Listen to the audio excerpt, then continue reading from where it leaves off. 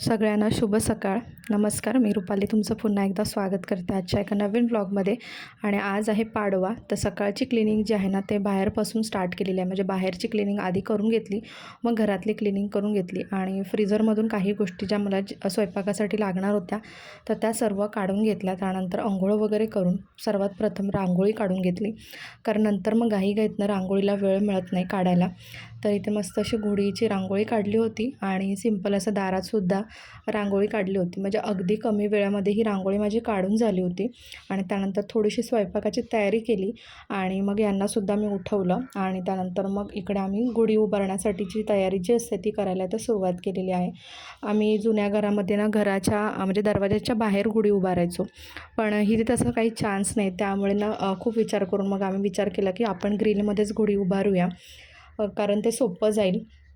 आणि इथे सर्वात प्रथम गुढीची पूजा करण्यासाठी ना मी दिवा जो आहे तो लावून घेतलेला आहे. आणि दरवर्षी ना आम्ही दोघं मिळूनच गुढी उभारत असतो आणि त्याचबरोबर ना दिरांची फॅमिलीसुद्धा असते. पण यावेळी थोडंसं ते लेट आले त्यामुळे, आणि ह्यांनासुद्धा लवकर जायचं होतं त्यामुळे आम्ही दोघांनीच मग गुढी जी आहे ती उभारून घेतली. मुलंसुद्धा अजून झोपलेली आहेत, कारण खूप जास्त लवकर आम्ही गुढी उभारायला घेतलेली आहे. अगदी 7:30 पावणे 8 झाले असतील. आणि मुलांना आवाज दिला, त्यांना सांगितलं तुमचं आवरून घ्या तुम्ही. तर लोलो तर झोपला होता, पण प्रज्ञा त्याचं स्वतःचं तो आवरत होता आणि आम्ही इकडे एका साईडला गुढीची तयारीसुद्धा करत होतो, कारण यांना कामाला जायलासुद्धा उशीर होत होता. त्यामुळे मग आम्ही लवकरच आवरून घेतलं इथे.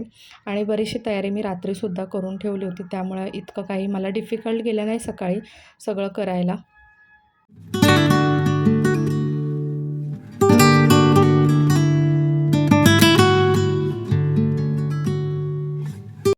आणि या गोष्टी सगळ्या करत असताना म्हणजे सणाच्या दिवशी ना एक वेगळीच पॉझिटिव्हिटी येत असते आपल्या सगळ्यांमध्येच. आणि तुम्हालासुद्धा तसंच नक्कीच जाणवत असेल. सांगा मला कॉमेंट सेक्शनमध्ये की तुम्हालासुद्धा असा फील येतो का? एक वेगळाच फील ना, एक पॉझिटिव्हिटी आपल्याला येत असते. तर इथे आमची घोडीसुद्धा बरीच उभारून झालेली आहे. म्हणजे इथे ना ग्रिलमध्ये बांधण्यासाठी थोडीशी डिफिकल्टी गेली आम्हाला, कारण तेवढा ना स्पेस नव्हता म्हणजे व्यवस्थित असं बांधून घ्यायला. तरीसुद्धा आम्ही ॲडजस्ट करून ना मग दोघांनी मिळून आम्ही ती घोडी जी आहे ती उभारून घेतली. आणि थोडंसं बांधावं लागलं आम्हाला खालून व्यवस्थित असं, कारण पडण्याची भीती होती त्यामुळे. आणि मग मी घेतली घोडीची ते पूजा करायला. सर्वप्रथम मी दिवा तर पेटवला होताच आणि गणेशांची पूजासुद्धा करून घेतली आणि त्यानंतरच मग घोडी उभारली होती मी. आणि त्यानंतर मग आता म्हटलं आरती वगैरे करून घेऊया, हळदी कुंकू वाहून घेऊया आणि मग जो काही नैवेद्य असेल घोडीला तो दाखवावा. तर इथे आम्ही सर्वात आधी सकाळी ना साखरेचा किंवा मग गुळाचा खोबऱ्याचा नैवेद्य दाखवतो आणि मग जो काही आपला स्वयंपाक असतो तर तो त्याचा नैवेद्य दाखवतो. तर आमच्याकडे गुढीला ना मोस्टली साडी वगैरेच नेसवली जाते. काही ठिकाणी ब्लाऊज पीसचा कपडासुद्धा वापरला जातो किंवा मग टोपी आणि जे टॉवेल असतो तर ते सुद्धा नेसवलं जातात. तर आमच्याकडे फक्त साडी नेसवण्याची पद्धत आहे, सो मी तशाच प्रकारे नेसवली आहे.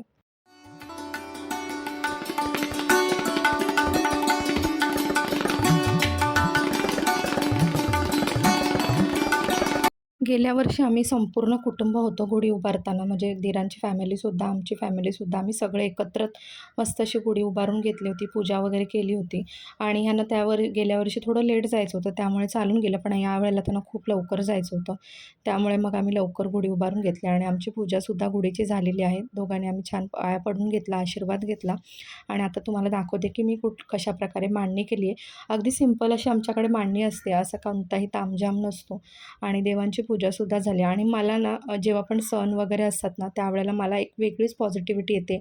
माझं मंदिर गजबजलेलं पाहिजे मला फुलांनी, नैवेद्याने, सगळ्यांनी, तर मला खूप छान प्रसन्न वाटतं. तर आता हे सुद्धा निघाले होते जायला आणि त्यांना नाश्ता द्यायचा होता.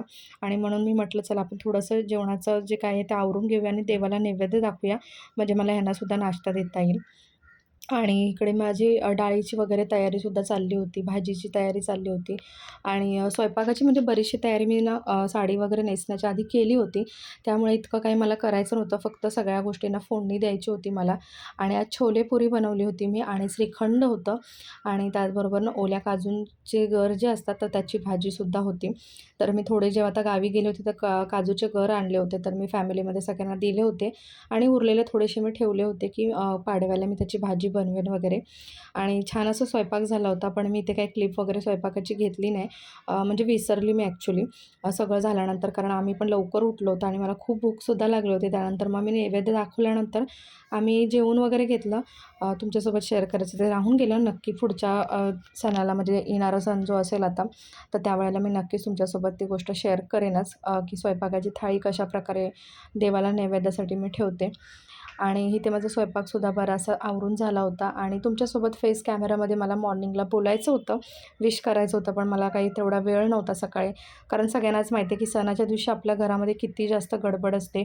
मुलांचं आवरायचं असतं, आपल्याला आवरायचं असतं आणि आपल्याला साडी वगैरे नेसायची असते अशा वेळेला. आणि साडी नेसून तुम्हाला तर सगळ्यांनाच माहिती आहे की काम करणं किचनमध्ये किती डिफिकल्ट होऊन जातं. पण सगळ्याच बायका मॅनेज करतात, त्यामुळे आपल्यालासुद्धा करणं गरजेचं आहे. आणि मी या गोष्टी सगळ्या मॅनेज करते.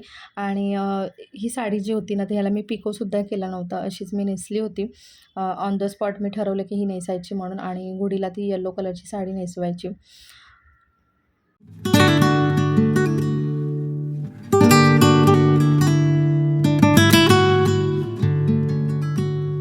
ते स्वयंपाक झाल्यावर आम्ही लगेच जेवून वगैरे घेतलं आणि त्यानंतर मग थोडेसे फोटो क्लिक वगैरे केले.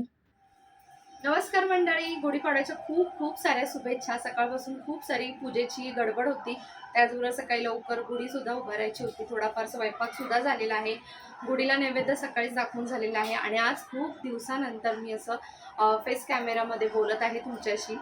बरेच दिवस झाले आपलं फेस कॅमेरामध्ये बोलणं होतच नाही आहे. तर सगळ्यांना गुढीपाडव्याच्या माझ्याकडून मंगलमय शुभेच्छा. हे येणारं वर्ष तुमच्यासाठी सुखाचं, आनंदाचं, भरभराटीचं आणि मंगलमय जाऊ दे, हीच परमेश्वराच्या चरणी प्रार्थना. आणि तुमच्या घरी सुद्धा छान असा बेत झालेला असेल. आमच्याकडे श्रीखंडपुरीचा बेत आहे. तुमच्या घरी काय आहे मला नक्कीच सांगा कमेंट सेक्शनमध्ये. तर आता स्वयंपाक झालेला आहे, तर आम्ही आता जेवून वगैरे घेणार आहोत आणि मग संध्याकाळी गुढीसुद्धा उतरवायच्या आहे 4-5च्या दरम्यान. तर त्यासाठी मग मला बाकीच्या घरातल्या सगळ्या गोष्टी आहेत त्या आवरून घ्यायचं आहे. तर चला, आणि आजचा लुक कसा वाटला मला सांगा. अगदी सिंपल सोबर अशी मी तयार झालेली आहे. तर इथे संध्याकाळी आता जवळजवळ 5:15-5:30 होत आलेले आहे आणि म्हटलं चला गुढी जी आहे ती उतरवून घेऊया आपण. तर आमच्याकडे गुढी उतरवताना काय केलं जातं, की त्याची पुन्हा एकदा आरती, हळदी-कुंकू वाहून पूजा केली जाते. आणि त्यानंतर मग ना नारळ दिला जातो. घरातील जो कोणी पुरुष असेल तर त्याच्या हातून गुढीला नारळ दिला जातो. आणि त्यानंतर मग आमच्याकडे गुढी उतरवली जाते. तर आता हे तर कामावरती गेले होते, त्यामुळे मी प्रज्ञाला सांगितलं की तूच नारळ फोड. आणि त्याला ना खूप जास्त एक्साइटमेंट होती नारळ फोडण्याची. तर त्यानेच नारळ फोडला आणि त्यानंतर मग आम्ही गुढी उतरवली. तर अशा प्रकारे आमच्याकडे आजचा गुढीपाडव्याचा सण साजरा झाला. आय होप तुम्हाला आजचा व्हिडिओ जो आहे तो आवडला असेल. जर आवडला असेल तर चॅनलला सबस्क्राईब आणि व्हिडिओला लाईक करायला विसरू नका. पुन्हा भेटू एक छानशा व्हिडिओसहित.